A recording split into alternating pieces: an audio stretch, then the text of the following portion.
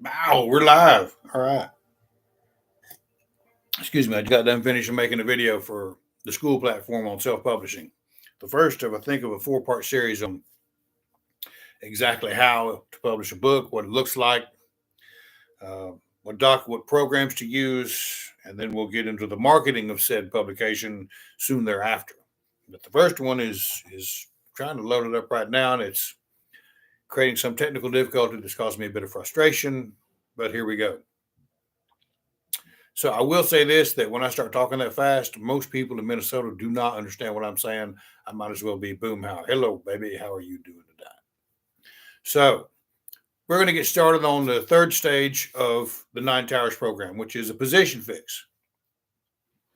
Now, position fix is kind of a interesting term, somewhat got a military application, but you really need to know where you're at in a military environment so you don't blow yourself up with your own artillery fire, which happens all the time. People don't have an accurate understanding or perception of really where they are in life. Because I'll tell you, once you take an inventory and take a look at really where you're at in life, sometimes it's a little disheartening. And the first thought is, I should be further along. All my friends are. What did they know that I didn't know? How come I'm not where they are? That's a poisonous trap. That is a rabbit hole that has a honey badger at the bottom of it, right? And honey badger don't give a damn. What's going on, Jeremy? Talking about position fix tonight. This is the third stage of the Nine Towers platform I got on school. And you know what? I made a mistake, and I apologize for that. Some people have had difficulty in looking for where that's at, or the email, or any of that other stuff. I'll get that put on underneath the videos as I process them. Hey, I'm learning just as much about this as everyone else is. So I just happen to talk louder and faster than most.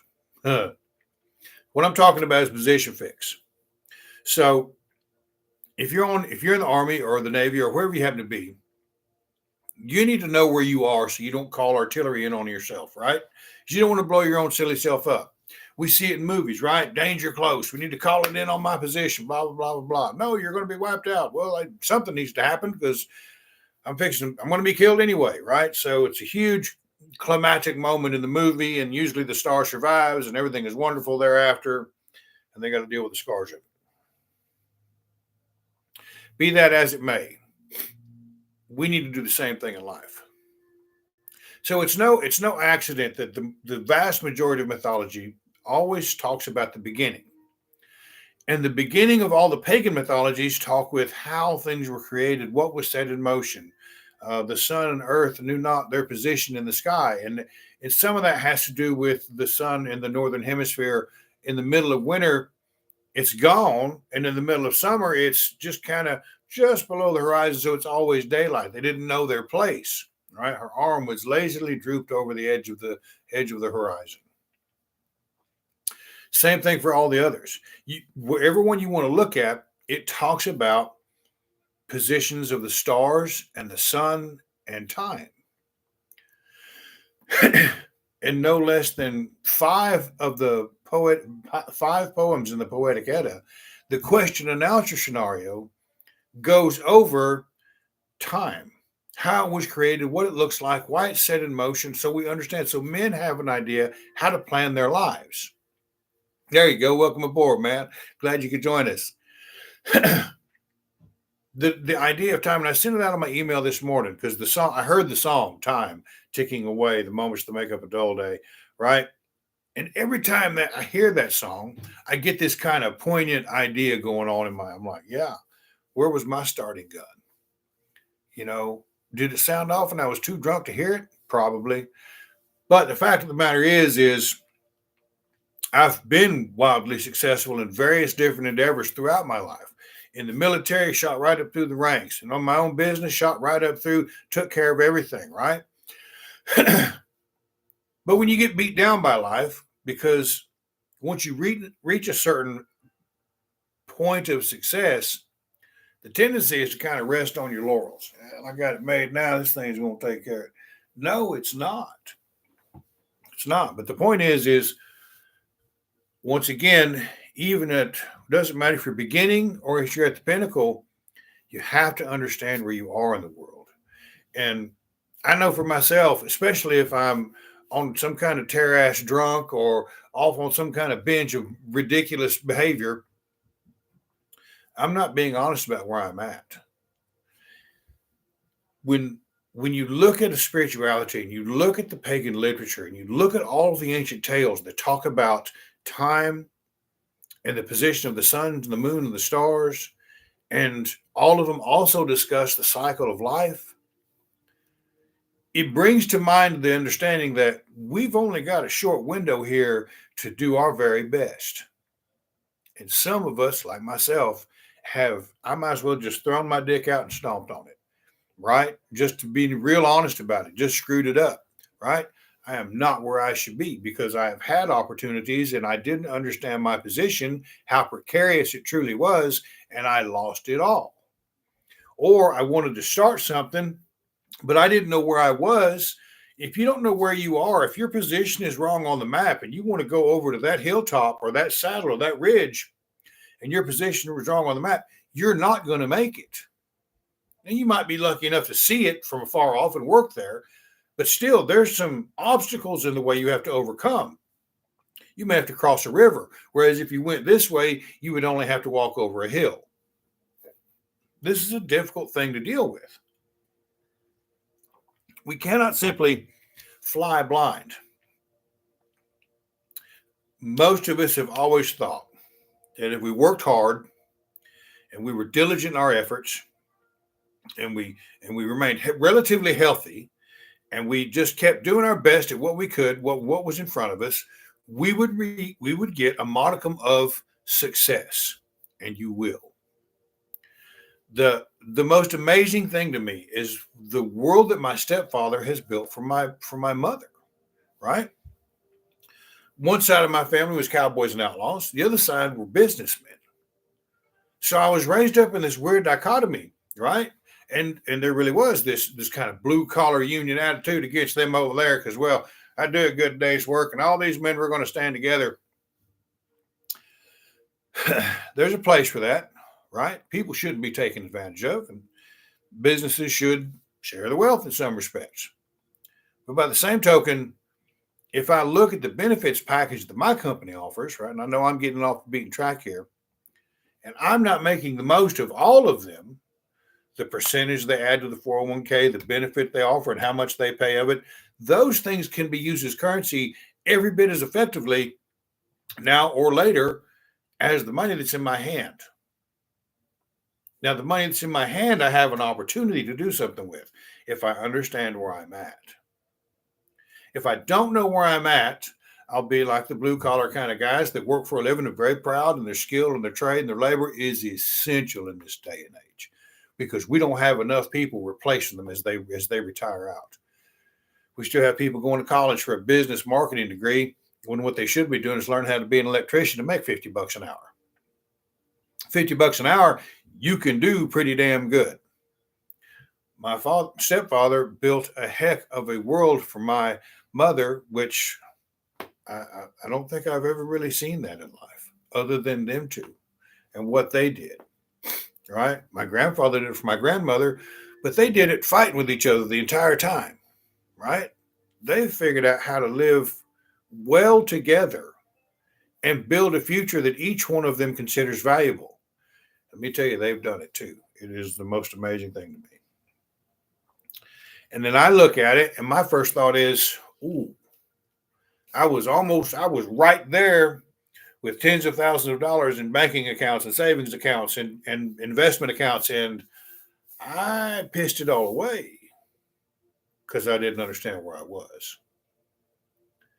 See, if we don't know, if we're not honest, if I'm living paycheck to paycheck, and I'm still going to the bar every weekend, or I'm still, let's say I'm going to concerts and spending all kinds of money, or I'm spending more money than I bring in, or I'm ridiculously in debt, it's going to be very difficult for me to build up an idea or a program that helps me go forward if I still think I have ready reserves of available cash every payday. I'm not paying attention to the lessons that are being taught to me by my pagan spiritualities or my Asatru or Hellenism or Kemetism or Hinduism or any of the other, or Shintoism or any of the other ideas in this world. I'm still laboring under the delusions that are created for me under the Abrahamic faith that say, well, someone will do it for you because you can't. Well, shit, it's really that deep. It's really ingrained that deep in our being. Yep. For 2,000 years, it's been bludgeoned into our heads, and that thought, somebody else will take care of it for you. You don't have to worry. Somebody else will take care of it for you. Our government begins to, we created these magnificent governments so we didn't have to deal with that God, and they took over the same role. We'll give you welfare and food stamps and all of these other things. But at a certain point, you're cut off. And it's not a point where you can continue to make it. It's a point where you're still right back where you were when you asked for help. You're still struggling. We have to be honest with ourselves about that. And it's a very difficult thing to uncover. It really is peeling layers of a lemon. Shit, man.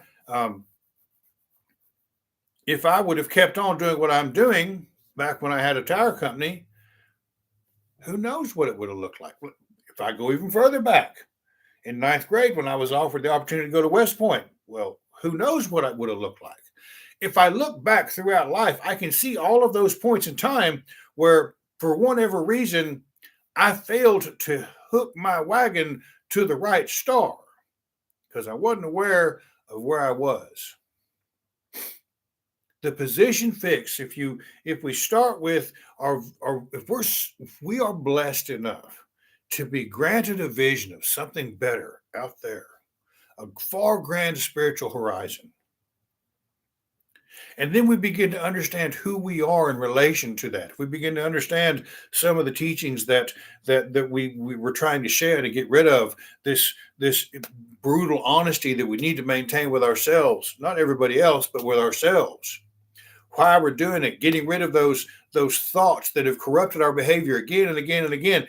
When we begin to understand that, we begin to be very thorough in this. Well, I don't want to say cleansing, but this scouring of ideas and attitudes that we've picked up through life because we absolutely knew we had to have those to survive. I will never forget something. I told Sinead to it the other night. That's right. I remember I was belly aching in my beer over some woman. It broke my heart. Oh, God, it was horrible. And my uncle looked at me and he said, Bryan, he said, do you think I been in that relationship with that woman for 20-something years now because we're in love? He said, listen to me, boy.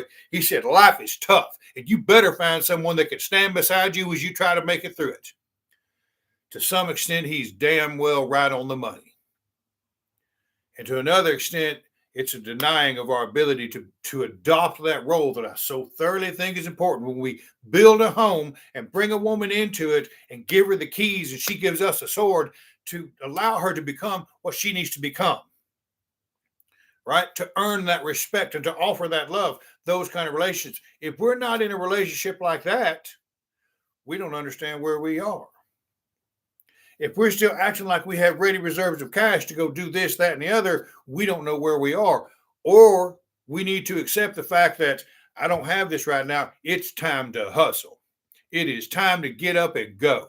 It is time to make sure things happen. Oh, I need to work 4 10s throughout the week and then maybe some on Friday because I'm on salary, but I got an opportunity to do something better that might lead into something bigger. You bet your ass I'm going to do. Oh, I need to do something on the side because I got all this energy and I got people that count on me and I got people that believe in me. Yep, I'm going to do that too. Oh, I need to stay in shape because if I don't, I'm 53 and I'll get fat with saggy titties and hair on them and all that other stuff we talk about in Scarface. Oh, I better get off my fat ass and get down to the gym, huh? I better get over here and do some kickboxing, huh? I better figure out some way to do it. Oh, I need to make sure my spirituality stays on par. So what do I do in the morning? Right. What do I do in the morning? I've committed to making an email that forces me to examine my own spirituality that it might be worth something to others. That's the position I'm in. And I accept it, I embrace it, and I fucking love every minute of it. Right? That's called living. That's called life to me. That is a life that is capable of engaging in a high adventure when it comes aboard. When I see an opportunity to walk down the street, I got you, right? That kind of intelligence, that kind of intelligence, I'm not smarter than anybody else. What I am is blessed because I'm willing to get up and work and believe and try. And I understand that one fuck up and right, I could be back on the street. And I have a little girl in there, and I have a woman with two other children, and they believe that I might be able to help them move forward in this world. That's a position fix. That's a damn down straight, hard to swallow pill of exactly where you're at. Are you winning or are you losing? I don't know, but right now I'm busy doing my best trying to make it better. And I'm going to keep trying until because I'm too stupid to stop. I'm too dumb for New York. I'm too ugly for LA. Here I'm in Minnesota, right? I feel like it works. Fuck. I'm sorry. Only a fool laughs at his own jokes, right? This is what I'm talking about with position fix. Being honest. Yep, I make good money. And I had to have a car. So I bought a new car and I've spent some money on some other things. Yeah, it's a little bit tight right now. That's life. That's life. But that doesn't mean that I lay down and quit and give up. That doesn't mean that I stop trying. That doesn't mean that I don't give it a shot. I mean, we always have to get up and try, but we got to be honest with ourselves. That's the hardest thing to do. My daddy always said you can't never lie to yourself. And I'm sitting there going, bullshit. You ain't done enough dope. That's all I'm saying, right? You ain't met a crazy woman, right? Yeah, you damn right you can lie to yourself. Exactly right. I am too, man. I don't care. Yeah. Yeah. There's been a couple of times in my life when I felt like it was written right across my forehead. Fool, right? Oh, you made $300,000 last year. Why are you living in your truck? Well, I thought I had more than I really did. And ain't that the thing of it? Is we always want to believe we have more than we really do. I have a lot of things that have a lot of sentimental value to me. I couldn't get $10 from somebody on the street. Right? All this stuff you see behind me, all of it has a value to me. Right? The art behind me, all of it costs money. Those chaps built at the turn of the last century, that lasso, that antique lamp, all of that, these elk horns, all of it has a value to me. I'd be hard pressed. Now, there's always somebody willing to pay for it. Trouble is, you've got to find them in a world of 7 billion people. So, how do we do that? Marketing is the best way to do it. Position fix is that idea that I've come up with is we know the opportunity, we begin to discover ourselves, we're honest with where we are, because that's going to launch us into being part of a commonwealth and being a contributing member to somebody else to help them move along the way and show them the same kind of things. Okay, this is where we really are. Let's move forward from here. That's the whole reason for all of this, right? I have rebuilt my life more times than I care to count, more times than I care to admit, to be honest, right? And I'm sure that, and I know for a fact, there are a bunch of men and women out there that are doing the same thing. Some of them are in relationship with each other and they're all both hoping, and I hope they get it together because I need some help. I hope they get it together because I need some help. And never saying a word about it to each other. Why not? Well, maybe they won't love me as much if I tell them this is really what I'm struggling with. How can we make it through? In this world, unfortunately, that is a reality.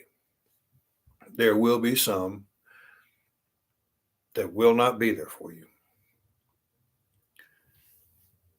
I'd rather get rid of them now than when I got $1 million in the bank.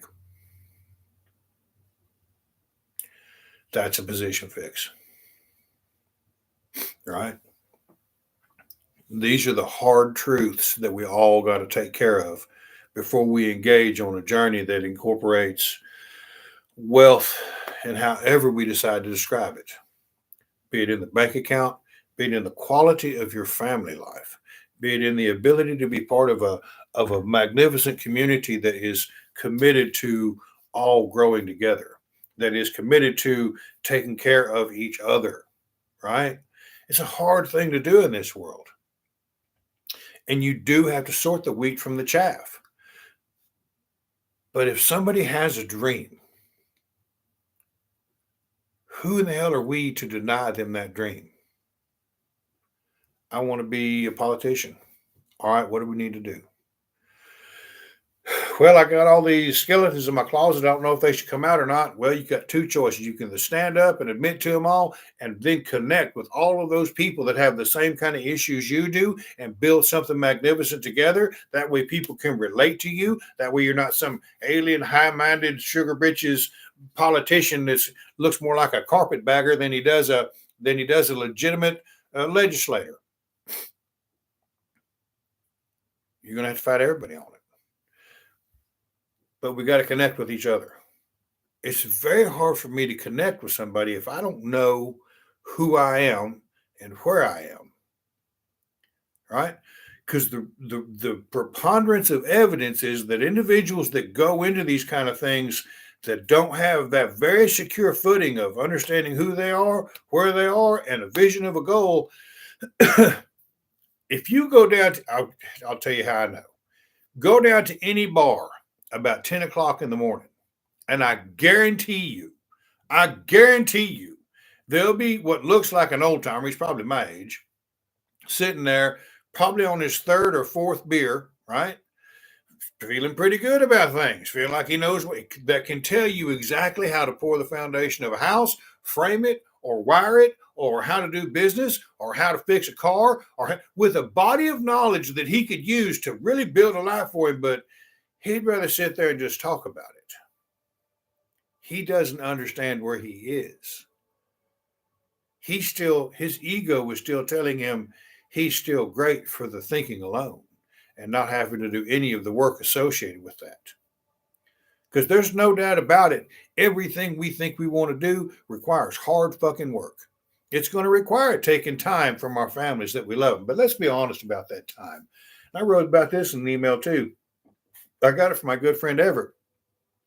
Everyone wants to talk about having the work-life balance, right? So you sleep 6-7 hours, maybe 8 if you're lucky. You work 8 to 10 hours, sometimes 12. So there's the majority of your day is gone.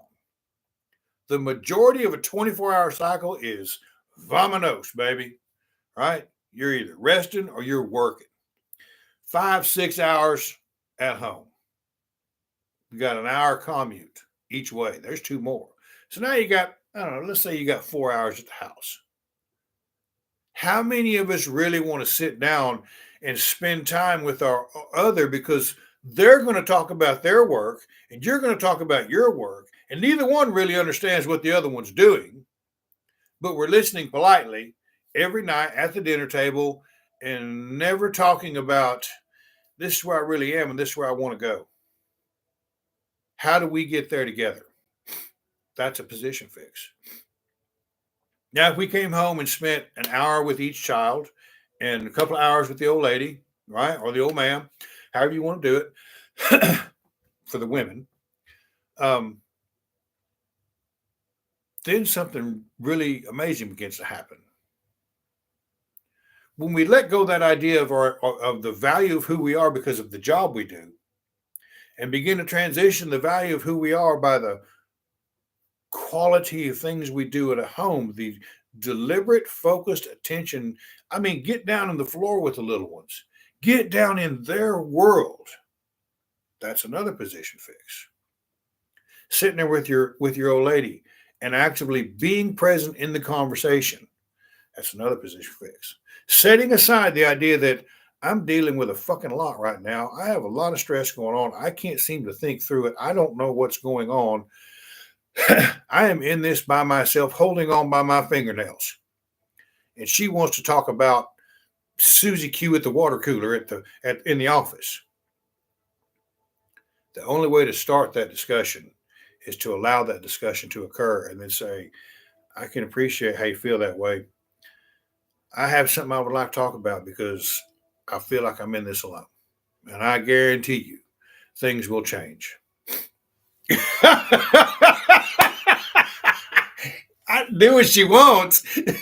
That's the thing, though, isn't it? Right? So you want to build an environment where a woman is free to become who she is supposed to become, not do what she wants, because I had an ex-wife once who was more like a Confederate general. She'd go into the dollar store like a holler in charge and come out with $150 worth of shit. So it's about allowing them to express the beauty of who they are safely in their home. They can't go out there and do it. A woman, I promise you right now, if any kind of woman, it is tough to be out on that street.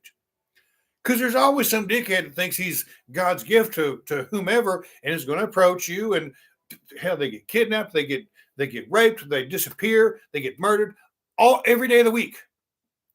Thousands of them vanish every time. This home that we build for each other, allowing a woman the freedom to be who she wants to become. God damn, that's the biggest cross that we as men have to bear up under. And we have to bear up under it. The Muslims decided it was too big of a risk. So they put them all in burqas and made them walk behind. You'll know your position and you'll do what you're told. Right? Something seems a little off about that side sometimes, I think. But that's neither here nor there. I'll probably get flagged for that. That's also a position fix. We spend so much of our time, I want to believe in the goal that I see, and it needs to be the focus of my thoughts and my intentions and desires. Sometimes I get tired. We all get tired. Sometimes we're tired of working on it. Sometimes we're just worn smooth out. And we got to take some time and rest. That's okay. Life is we have to recuperate. If you're in any kind of fitness program, you understand you cannot go in there and bench press 315 pounds every day. Eventually, something will give. I promise. I tore a pec once and it hurt like you would not believe.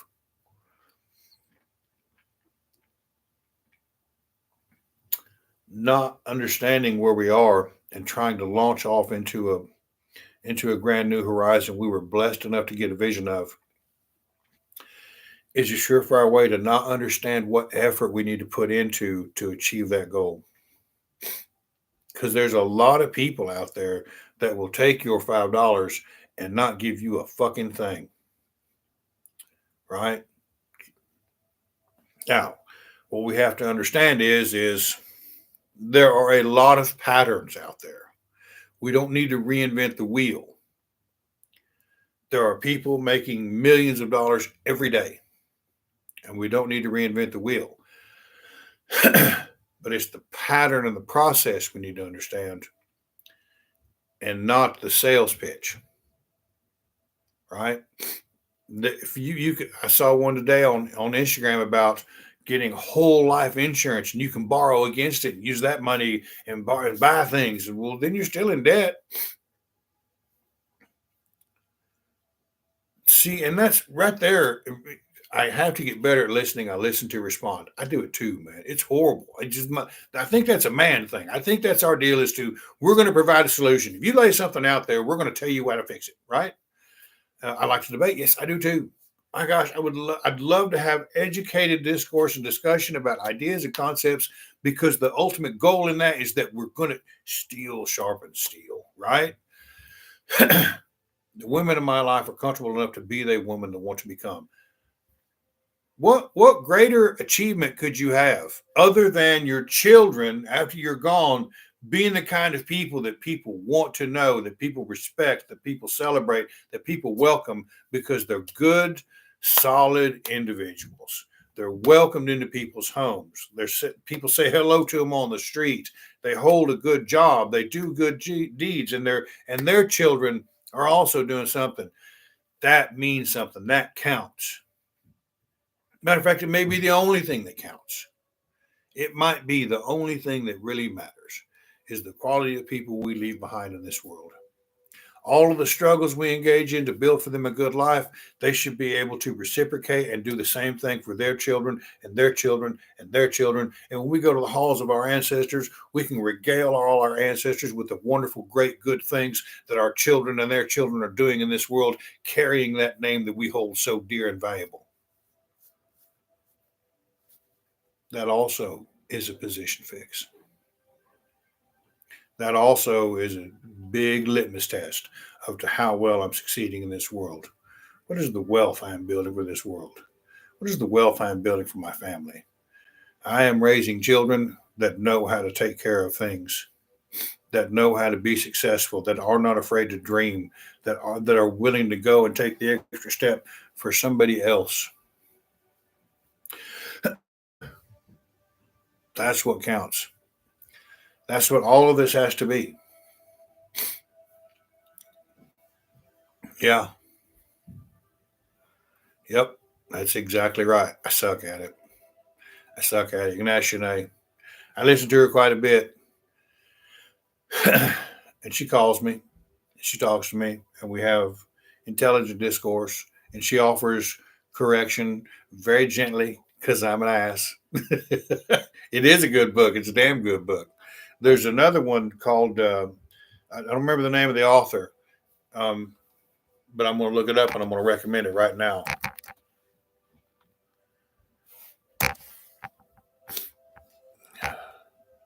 It is written by a guy, and I have read it several times. And I'm fixing to order me another copy because I love it so much because it's based on Arthurian legend. He wrote a series of them. He, by Robert Johnson. He, Understanding Masculine Psychology by Robert Johnson.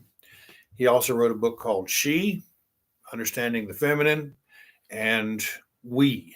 So the one he uses to, the understanding that he uses masculine psychology, he uses the Grail, the story of the Grail, to go over understanding masculine psychology.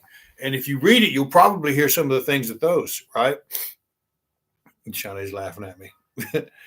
But those three books by Robert Johnson, He, She, and We, very powerful, good books. Very, very. They're not very long, but they're really good books. The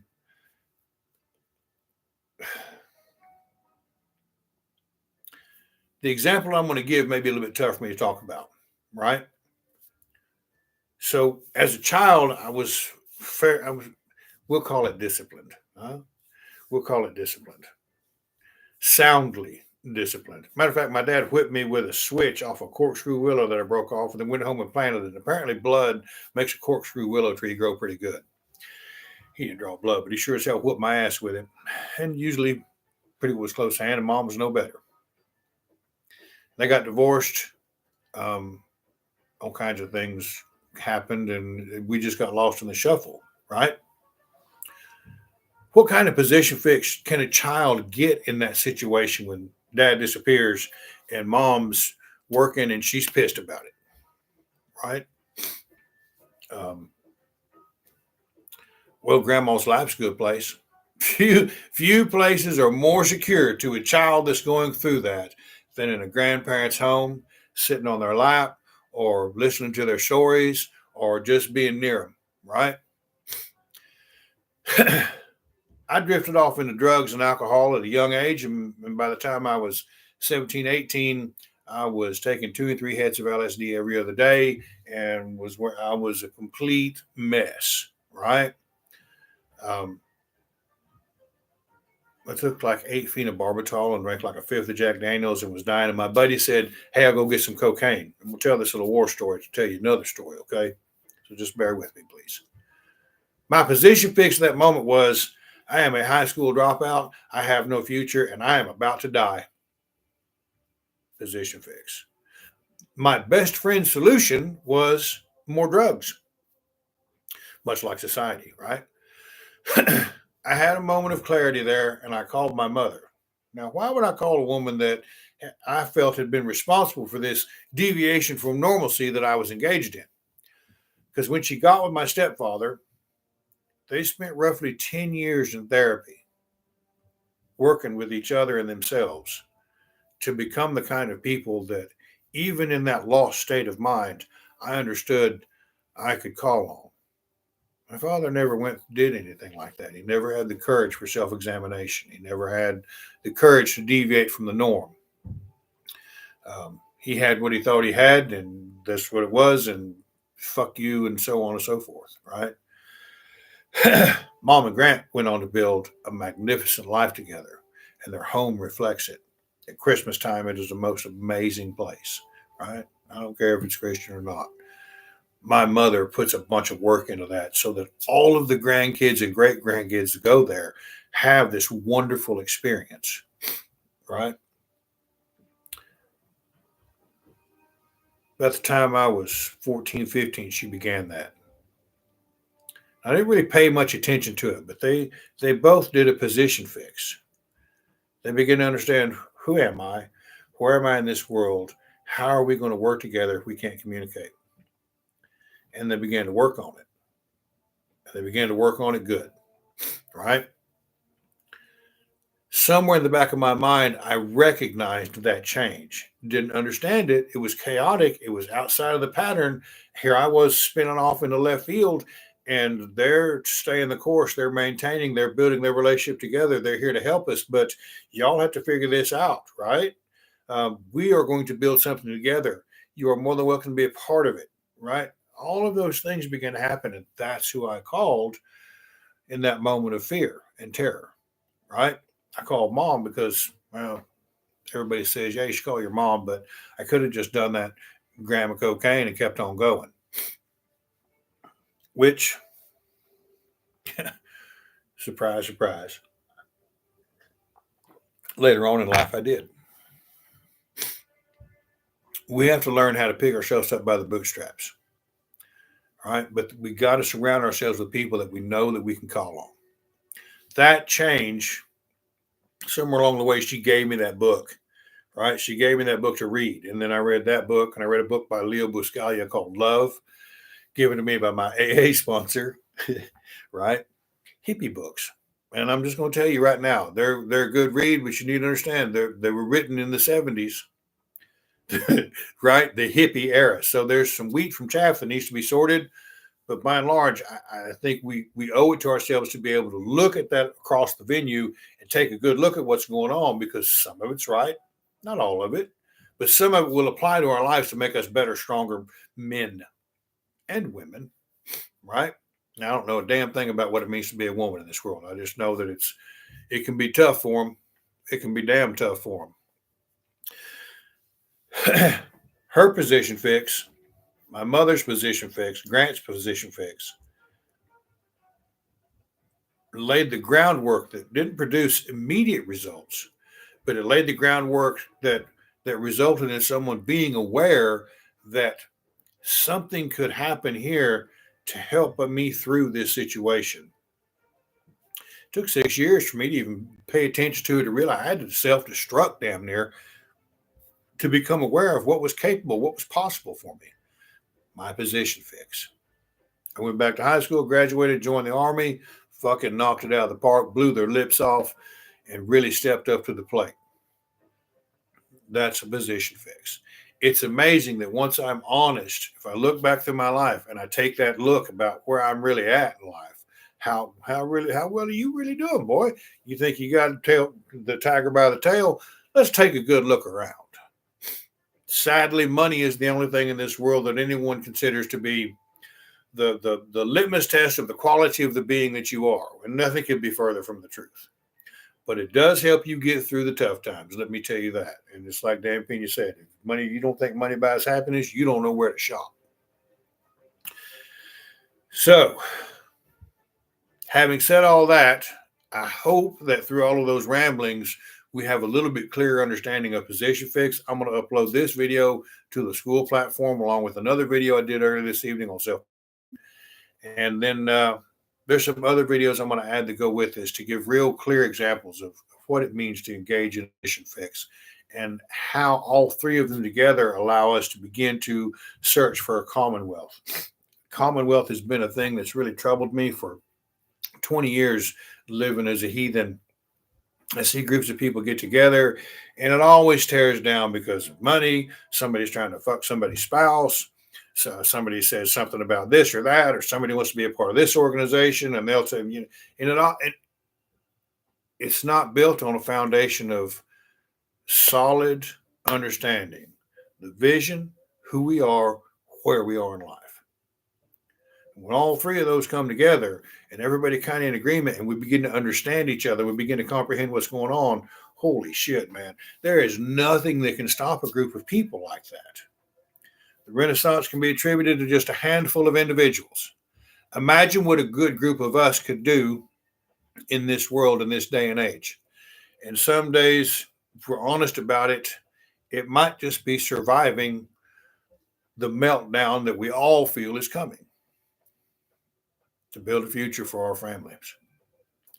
Who knows? I don't want to end it on a sour note. So, I'll tell you a joke I heard today. I saw it on Instagram, so please don't be offended. No lady's fooling around on her husband. He's off at work. He comes home early. The guy jumps into the closet. Well, the little boy was hiding in the closet, right? The little boy says, "It's dark in here, huh?" Guy says, "Yep." Little boy says, "I got a baseball." Guy says, "Oh, that's great." He's like, "I'll take $250 for it." And that's highway robbery. I'll tell. Oh, okay, no problem. Here you go. Here's $250. A couple of weeks later, same thing happens. Guy's hiding in the closet. The little boy's sitting in there, and he goes, "I got a glove." He's like, "God, how much do you want for it?" He goes, $750. Oh my God. So he gives him $750, right? Day or two goes by. Dad says, "Hey, let's go out and throw the ball." He's like, "I can't. I sold my glove and my ball." Dad says, "So how much you get for him?" He said, $1,000. Guy says, "That is not right. You shouldn't be taking advantage of your friends like that. You're going to church. We're going to take care of this nonsense."